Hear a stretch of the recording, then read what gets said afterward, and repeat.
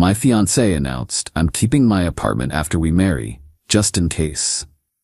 I smiled and said, smart thinking. Then I withdrew my offer on our dream house and signed a bachelor pad lease. Her realtor called her with some unexpected news the next morning. I, 32 male, was sitting across from my fiancée Sia, 30, at our favorite restaurant when she dropped the bomb. We'd been engaged for 8 months, together for 4 years. The wedding was 3 months away. I just put an offer on a house, our dream house, the one she'd been Pinterest boarding about for the past year. So I've been thinking, she said, twirling her wine glass, about living arrangements after the wedding. Yeah? The seller countered our offer. I think if we go up another $15,000, the house is ours. She took a deep breath. That's great, but I've decided to keep my apartment. I paused mid-chew. As a rental property? No, just to keep. For me. I don't follow. She leaned forward like she was explaining something to a child. Look, statistics show a lot of marriages don't work out. I'm being practical. I'll keep paying rent on my place just in case things don't work out between us. It's smart planning. I set down my fork. Just in case. Don't take it personally. It's like insurance. You have car insurance but don't plan to crash, right? Right. I nodded slowly. Smart thinking. She smiled, relieved. I knew you'd understand. So you'll call the realtor tomorrow about increasing the offer? Absolutely. I did call the realtor the next morning, just not with the news Celia expected. Update 1. The next morning I withdrew our offer on the house. The realtor Janine was confused. But you were so close. The sellers would definitely accept another $15,000. Plans changed. I appreciate all your help. Is everything okay? Did something happen with the inspection? No, just reconsidering my options. Then I made my second call, to Kyle, an old college buddy who manages properties. You still have that loft available? The one with the home office? The bachelor special? Yeah, but I thought you were buying a house with Celia? Change of plans, can I see it today? The loft was perfect. Modern, minimalist, walking distance to work. 1 bedroom, 1 office, definitely not designed for a married couple. I signed a 2-year lease on the spot. That evening, Celia called from her lunch break. Hey babe, did you call Janine about the counteroffer? I did. And? Are we getting the house? Actually, I withdrew our offer. Silence. Then you what? Why? Well, I got to thinking about what you said, about being practical, smart planning, so I signed a lease on a 1-bedroom loft instead. A 1-bedroom? What about me? You're keeping your apartment, remember? Just in case, this place is perfect for just me. That's not. I mean, where am I supposed to live after the wedding? In your apartment? The one you're keeping? Ryan, that's ridiculous. I'm keeping it as backup. We're supposed to live together. Oh, that's confusing. When you said you were keeping your apartment just in case, I assumed you meant you'd be living there. My mistake. She hung up. 20 minutes later, she was at my door. Hair frazzled, still in her work clothes. We need to talk about this misunderstanding, she announced. Pushing past me. What misunderstanding? This, she gestured wildly. The loft, the house. You're being petty. I'm being practical. You opened my eyes to the statistics. Makes sense to protect myself too. That's not how it works. I keep my place as backup, but we live in our house together. So you'd have a whole empty apartment just sitting there, while I pay the full mortgage on a house? That doesn't seem fair. Her mouth opened and closed like a fish. You? The mortgage would be both of ours. Would it? Because you'd be paying rent on your apartment. Unless you expected me to cover the entire house payment while you keep your safety net? Ding ding ding. The silence told me everything. Update 2. The next 3 weeks were intense. Celia went through the full cycle of emotions. First came damage control. She told everyone I was having cold feet and making rash decisions. Her mom, Patricia, called me. Ryan, sweetheart, what's this about a bachelor pad? It's a 1-bedroom loft, Patricia. Very practical. But what about the wedding? Where will you two live? Celia's keeping her apartment. She was very clear about that. That's just, I'm sure she didn't mean. She literally said, just in case things don't work out. I'm just being equally practical. Patricia sighed. This is all some silly misunderstanding. Can't you just buy the house anyway?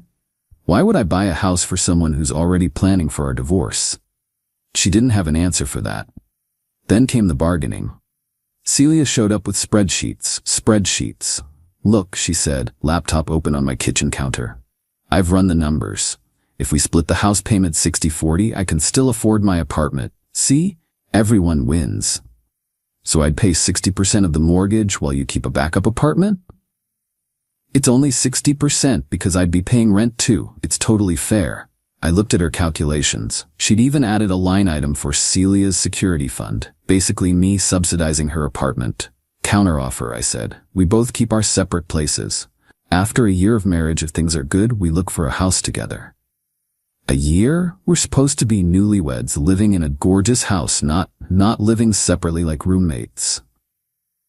Then give up the apartment. I can't. What if something happens? Then I guess we have our answer. She slammed the laptop shut and left. Her friend group attempted an intervention next. Britt, Haley, and Jade showed up at my gym. We need to talk, Britt announced, cornering me by the water fountain. About? You're ruining Celia's life over nothing. Haley chimed in. She's just being smart. So am I. No, you're being vindictive, Jade added. She's crying every night. The wedding venue is booked, deposits paid. Just buy the house. Why doesn't she give up the apartment? They exchanged glances. Because that's different. Women need security. And men don't? You make more money. Britt accused. Which is why she thinks I should pay most of the mortgage while she keeps her escape hatch? They had no response to that either. Update 3. 2 months before the wedding, things escalated. Celia had been telling people we were working through it and the house was still in negotiations. She'd even kept Janine, our realtor, on standby. Then I posted on Instagram. Just a simple photo of my loft with the caption, "Love my new place, perfect for the bachelor life." My phone exploded. The first call was from Trevor, one of my groomsmen. "Bro, what's this about bachelor life? The wedding's in 8 weeks. Yeah, about that." Within an hour, Celia was banging on my door again. This time, she brought reinforcements, her mom and her sister Daphne. "How dare you?" Celia screamed the moment I opened the door. "Bachelor life? Are you calling off the wedding?" "I haven't called off anything. Just being honest about my living situation." Patricia tried the calm approach. "Ryan, be reasonable." Celia made one small request about keeping her apartment. "As divorce insurance," I interrupted. "She literally called it insurance for when we split up." "That's not what I meant," Celia wailed. "Then what did you mean?" I wanted security from your future husband." "Got it." Daphne stepped forward. "You're being financially abusive." "How? By not buying a house for someone who's planning for our marriage to fail? By controlling her with money." "I'm not controlling anything. She can keep her apartment. I'll keep my loft. Everyone's happy." "That's not a marriage," Celia shouted. "Married people live together. Then, give up the apartment." "I can't. You don't understand. What if you leave me? What if you cheat? What if you leave? What if you cheat? Your apartment plan only protects you, not us." She actually stamped her foot. "That's different. I'm taking all the risk getting married." "How exactly are you taking more risk than me?" "I'm giving up my independence, my freedom, your backup plan." "Yeah, that's the problem." They left after more shouting. But the real kicker came the next day. I got a call from Janine, the realtor. She was laughing. "Ryan, you're not going to believe this. Celia just called asking if the house was still available." "Is it?" "Well, no. The sellers accepted another offer last week. But here's the thing. She wanted to know if she could buy it. Solo. Said you two were restructuring your financial arrangement." "She wanted to buy our dream house? Without me?" "Gets better. She asked if I knew any programs for first-time buyers with low down payments. When I told her she'd need at least 20% down for a house that size, she asked if you'd already put down a deposit she could use." "Are you serious?" "Dead serious. She seemed to think that since you'd made the original offer, any earnest money was communal property." "We're not even married yet." That's what I told her. She hung up on me. Update 4. 1 month before the wedding, Celia had gone nuclear. First, she tried to force my hand by sending out updated wedding invitations. The new ones included the address of our new home, the house I'd withdrawn the offer on, the one that was no longer available.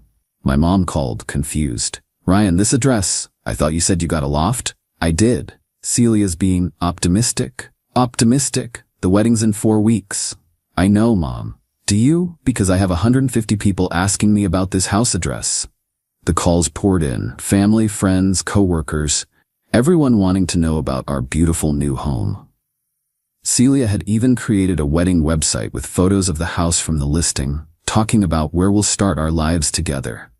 I texted her, "You need to tell people the truth about the house." Her response, "Buy it, and it will be the truth. It's already sold to someone else. Then buy a different one. Any house. I don't care anymore. With what down payment? You're keeping all your savings for your apartment. Use your savings. The ones I'm using for my loft and life? Pass." She showed up that night with a stack of papers. "I found the solution," she announced triumphantly. They were loan documents.